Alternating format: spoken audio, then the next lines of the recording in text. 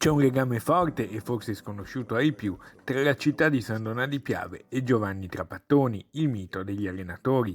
A San Donà di Piave è nata la moglie Paola Miceli e in queste immagini ripercorriamo la visita della coppia in città nel dicembre 2016. Oggi il Trap è molto attivo sui social e sul suo profilo Instagram, anche per segnare il gol più bello, quello che ferma il Covid.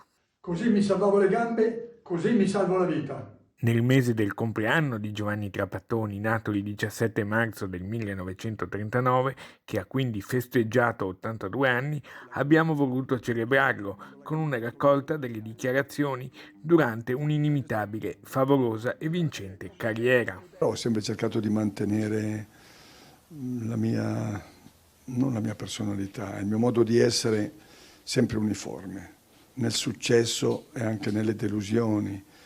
Direi che aver mantenuto questo equilibrio ha fatto sì che la gente che ti vede o che ti sente parlare, nonostante qualche strafalcione di italiano, devo dire che mi accorgo di aver acquisito della simpatia. Da ragazzo che lavoravo e che la mia famiglia aveva necessità del mio stipendio, dissi, beh, magari non diventerò un campione, però posso permettermi di mantenerla.